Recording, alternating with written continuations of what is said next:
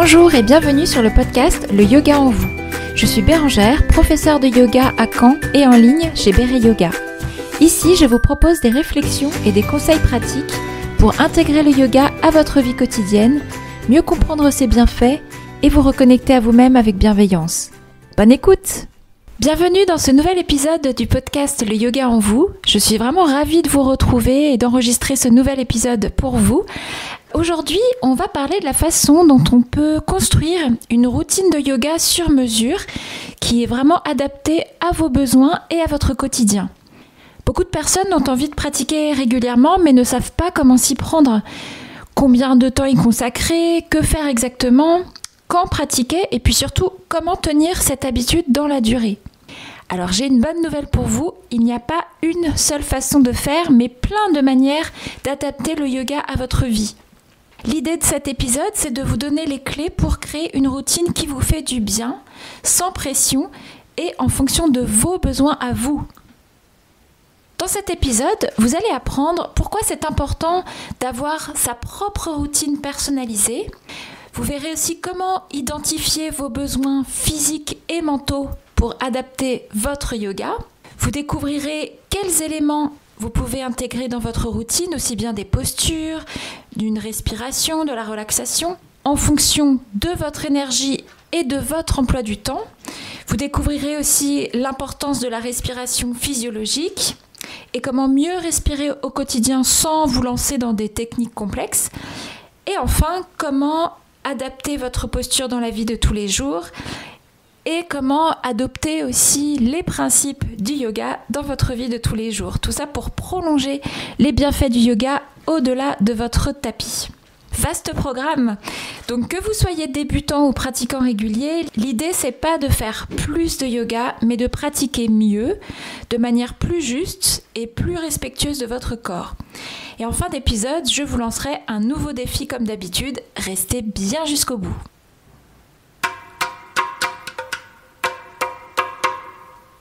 On commence tout de suite par définir votre intention et vos besoins. Donc avant de structurer votre routine, posez-vous une question importante. Pourquoi voulez-vous pratiquer? Pour quelles raisons? Je vais vous citer quelques intentions possibles. Est-ce que c'est pour vous détendre, relâcher le stress, apaiser le mental? Est-ce que c'est pour retrouver plus d'énergie au quotidien? Est-ce que c'est pour vous réveiller en douceur le matin, commencer votre journée de bonne humeur? Est-ce que c'est gagner en force physique ou en souplesse? Ça peut être aussi améliorer votre sommeil, apaiser votre esprit avant de dormir. Ou enfin, autre raison, mais la liste n'est pas exhaustive, peut-être mieux gérer vos émotions, retrouver un équilibre intérieur. Une autre question que vous devez vous poser, c'est de réfléchir à votre mode de vie. Est-ce que vous êtes plutôt du matin ou du soir? Est-ce que vous avez 5, 10, 20, 30 minutes par jour à consacrer au yoga? Et puis, enfin, est-ce que vous préférez une courte pratique quotidienne ou alors une séance plus longue, une ou plusieurs fois par semaine? Par exemple, si vous avez du mal à vous endormir le soir, une pratique toute douce au sol et des respirations profondes juste avant de vous coucher, ça pourrait vraiment vous aider. À l'inverse, si vous avez du mal à émerger le matin, si vous sentez encore les tensions de la nuit, moi je vous conseille de privilégier des étirements et quelques mouvements un peu dynamiques pour réveiller l'énergie. Alors moi personnellement je suis du matin et depuis l'été 2024 j'ai mis en place une routine quotidienne de 10 minutes de posture qui sont accompagnées d'une respiration profonde et ça me met de bonne humeur, ça m'aide à me dynamiser pour ma journée, ça me permet aussi de me sentir bien dans mon corps et cette routine c'est vraiment ce qui me correspond. Moi je ne fais pas de yoga le soir par exemple, moi c'est plutôt une courte pratique de yoga le matin qui me convient.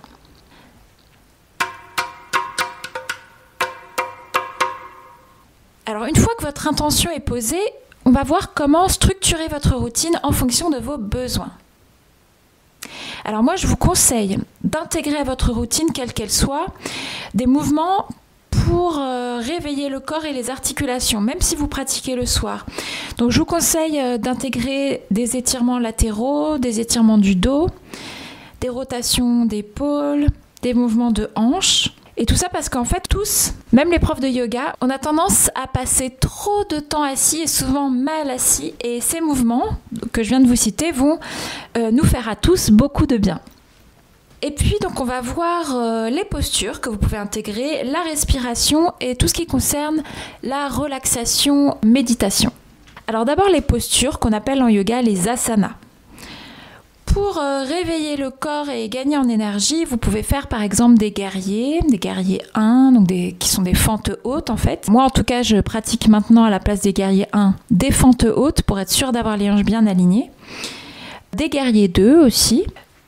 Moi par exemple, un mouvement tout simple que j'adore faire le matin ou dans la journée, c'est la respiration de la joie. Alors il faut bien vous placer debout. D'abord faites attention à la posture des pieds. Vous avez les pieds écartés de la largeur des hanches, le bord externe des pieds parallèles. Et puis, votre bassin est bien placé. Vous tirez légèrement le haut des cuisses vers l'arrière. Le dos se place bien, les épaules sont relâchées. Le menton est légèrement rentré. Et en fait, cette respiration, elle consiste en 3 inspirations de suite.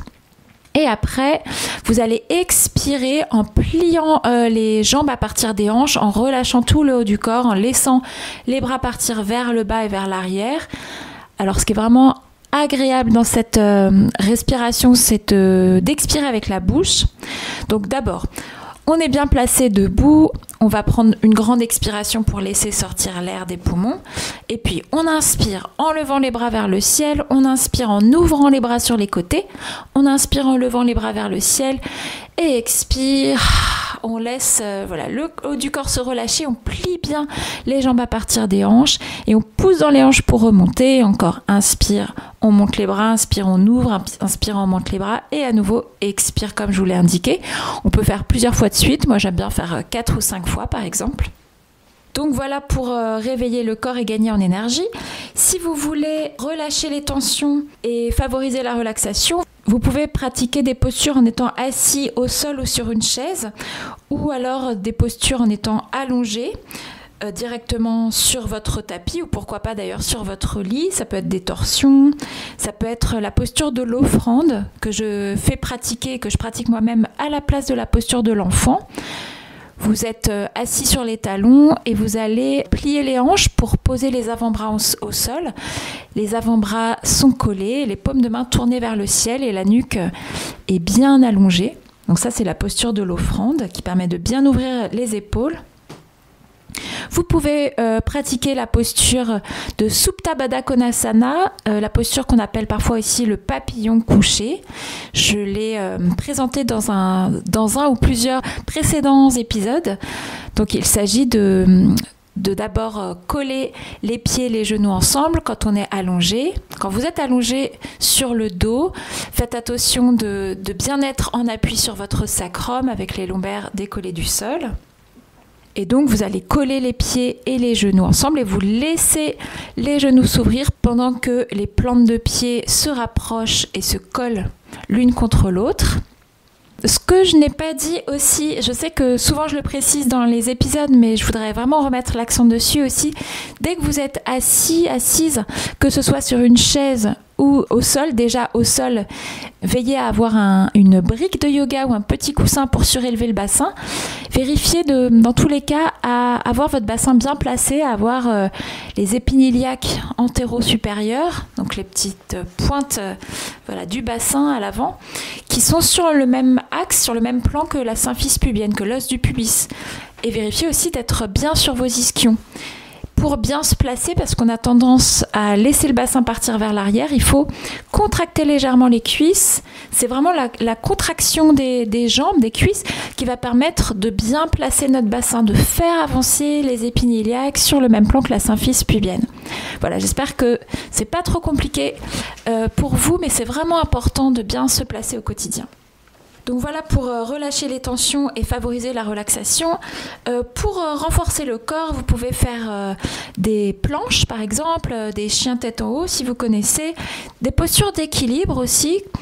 comme l'arbre, mais ça n'a pas besoin d'être aussi compliqué, j'ai envie de dire, que l'arbre, parce que l'arbre, c'est pas une posture évidente à tenir. Vous pouvez simplement, par exemple, venir en appui sur une jambe et vous placer le pied de la jambe levée sur une brique de yoga. Et ça va vraiment tonifier votre jambe d'appui. Alors, petit conseil, si vous avez du mal à choisir entre toutes mes propositions, et je vous comprends, commencez par une petite séquence toute simple et puis vous pourrez ajouter au fur et à mesure ou modifier selon votre ressenti. En tout cas, par exemple, si vous travaillez assise toute la journée, eh bien déjà, faites attention à votre posture. Vous pouvez par exemple intégrer une torsion assise et puis des étirements pour le haut du dos dans votre routine. Même si vous prenez ne serait-ce que 2 minutes après le déjeuner, ça peut vraiment faire une différence pour vous. On a vu les postures, on va passer maintenant à la respiration. Donc quand on parle de respiration au yoga, je voudrais que vous ayez en tête qu'il n'est pas nécessaire de se lancer dans des pranayamas compliqués.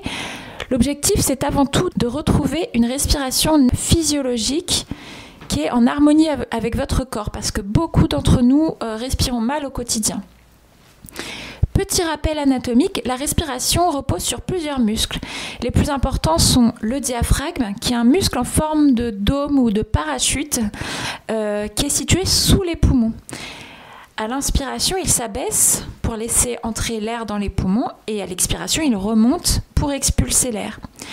Et je vais vous citer aussi les muscles intercostaux qui sont situés entre les côtes et qui permettent l'expansion des côtes et leur rapprochement lors de la respiration. Comment pratiquer cette respiration physiologique ? Donc tout d'abord, veillez à bien vous placer, je radote, je sais, mais voilà. Bien vous placer avec le bassin en antéversion. Vous allez expirer activement depuis le bas du ventre vers le haut du ventre. Vous pouvez penser pour ça à un tube de dentifrice qui est presque terminé et que vous roulez du bas vers le haut pour attraper le dentifrice qui reste. Donc voilà, vraiment du bas vers le haut. Vous marquez une petite pause naturelle après l'expiration et ensuite vous laissez inspirer en laissant vos côtes s'ouvrir sur les côtés sans gonfler le ventre. Le ventre va se replacer tout seul. Et vous gardez les épaules détendues. Voilà, vous faites ça quelques fois. Cette respiration physiologique profonde, elle va mieux oxygéner le corps. Elle va vous permettre vraiment de vous sentir mieux, d'être plus en forme, en meilleure santé. Elle va aider à réduire les tensions, apaiser le système nerveux. Voilà, c'est vraiment important de la mettre en place. Et enfin, pour terminer sur les éléments de votre routine, si vous avez peu de temps, vous pouvez faire 2 minutes de respiration en pleine conscience. Et cette respiration physiologique, vous pouvez la pratiquer en dehors des postures. Ça peut être un élément à part de votre routine. Vous pouvez les pratiquer pendant les postures.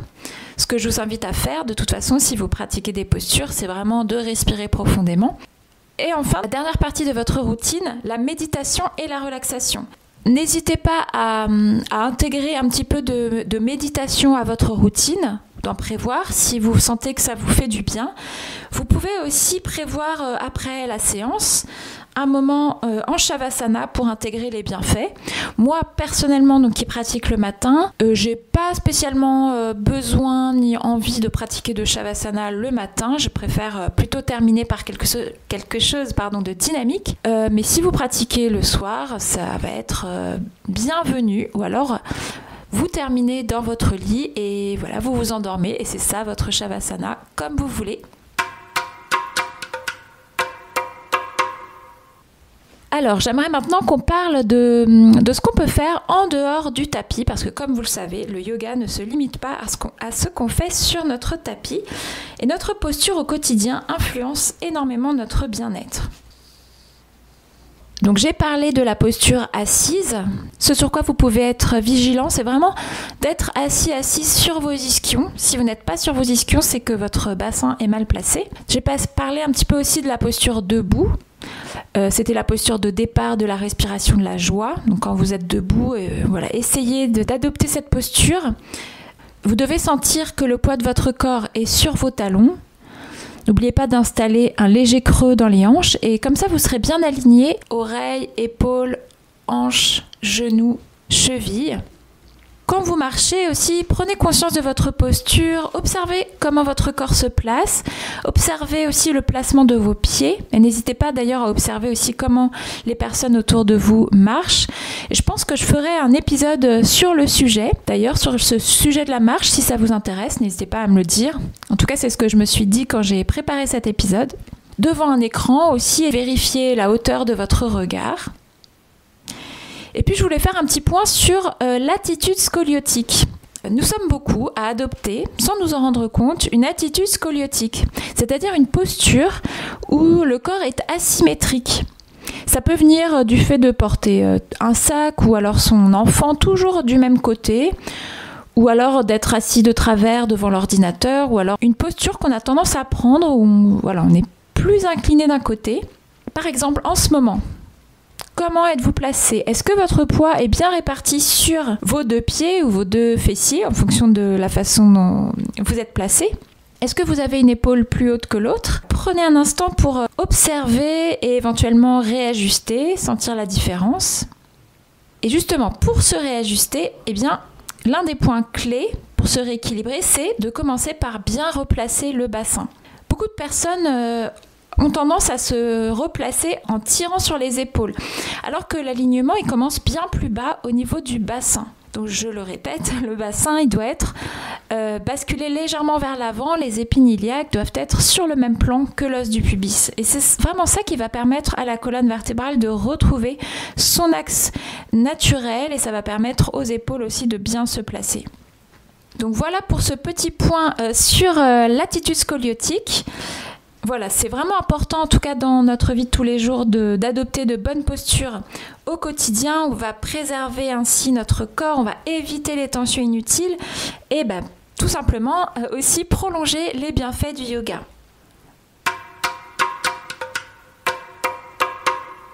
On va voir en dernière partie que le yoga peut également nous accompagner dans notre quotidien à travers notre état d'esprit. J'ai à cœur aussi de partager ça dans ces épisodes de podcast, le fait que le yoga est une philosophie de vie, une manière de cultiver plus de présence au quotidien, de sérénité, d'harmonie, d'être mieux avec soi-même et avec les autres.